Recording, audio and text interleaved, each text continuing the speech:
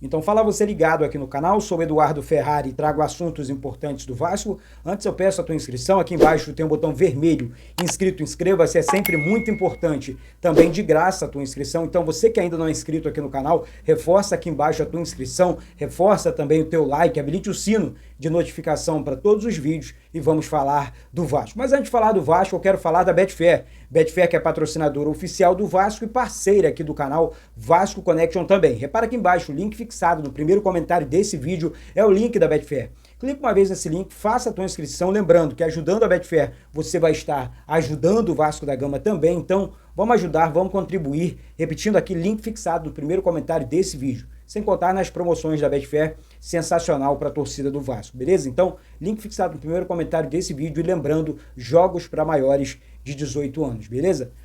Bom, gente, muitos assuntos importantes, principalmente envolvendo a SAF do Vasco.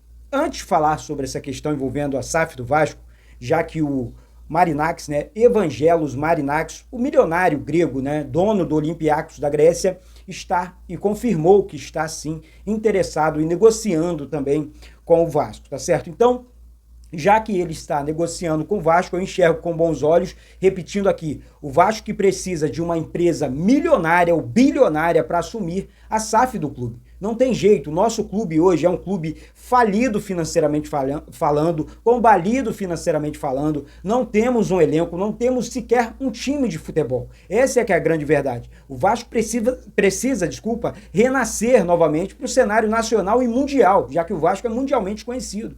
Então, assim, quando eu trouxe mais cedo que o Vasco estava negociando, eu não estava aqui inventando palavras ou notícias para vocês, não. Eu tinha noção do que eu estava falando, eu tenho noção do que eu estou falando com vocês aqui. Muitas coisas estão acontecendo, o Vasco está sim no mercado procurando nova empresa. O GE apurou que, além do Marinakis, grupos, né, italianos, árabes e americanos também estão interessados no Vasco, muita gente interessada no futebol do Vasco. O Vasco é gigante demais, gente. O Vasco é grande demais. Eu acho que quando a diretoria faz esse tipo de movimento no mercado da bola, isso é bom para o Vasco.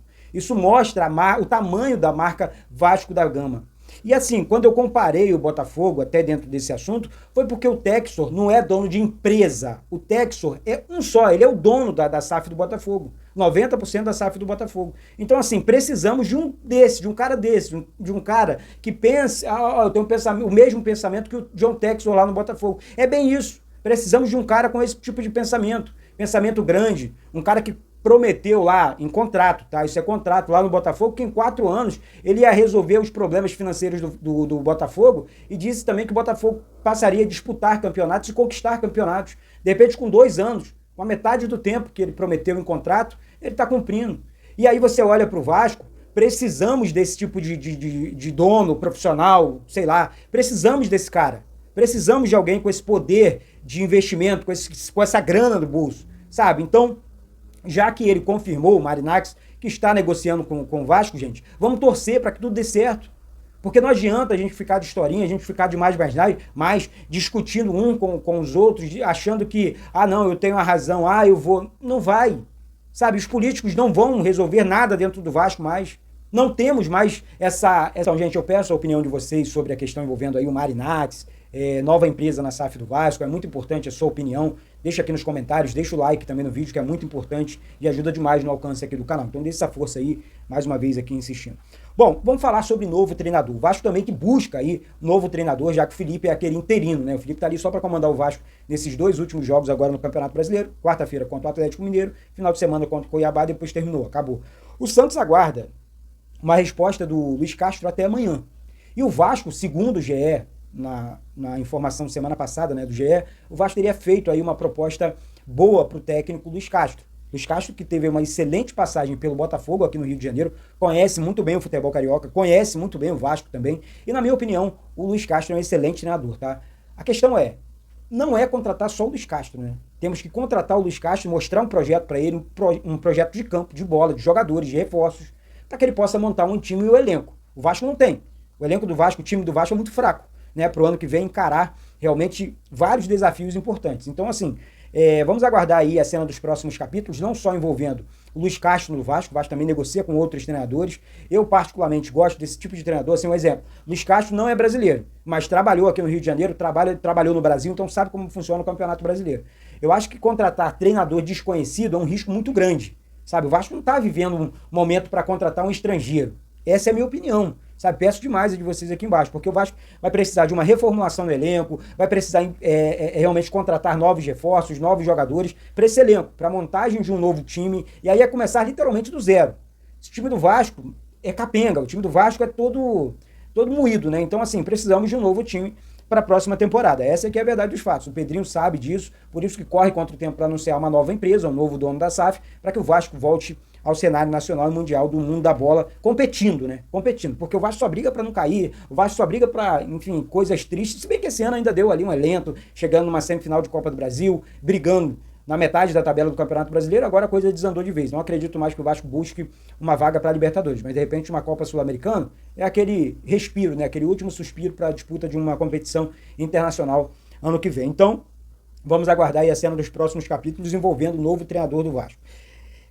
Sobre reforço, gente, eu vou falar um negócio para vocês aqui. O Vasco e a diretoria negocia com novos nomes. Negocia, tá aí no mercado tentando, mas não é aquele nome nível Coutinho e Payet, impacto, sabe? Ah, mas aí não deu certo.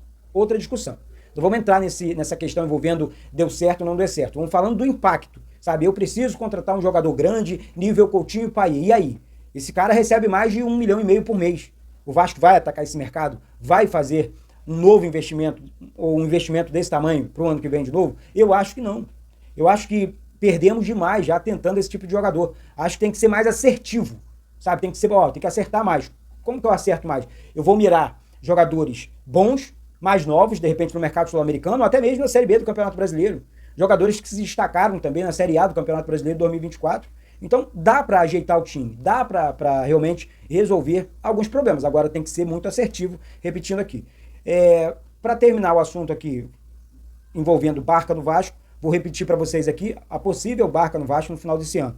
Galdames, Rojas, Rossi, Maicon, Vitor Luiz, Alex Teixeira, além de Léo, que pertence ao Vasco, tem contrato com o Vasco, mas sabemos aí da questão envolvendo o Léo, que o Vasco não teria interesse em continuar com o Léo para a próxima temporada. Pelo menos ali na zaga não dá. O Léo deixou bem claro em diversos jogos a falta de capacidade técnica para jogar no sistema defensivo do Vasco. E outra coisa, gente, precisamos de um zagueiro firme para jogar ao lado do João Vitor. Peço seu comentário sobre isso também, acho muito importante, tá certo?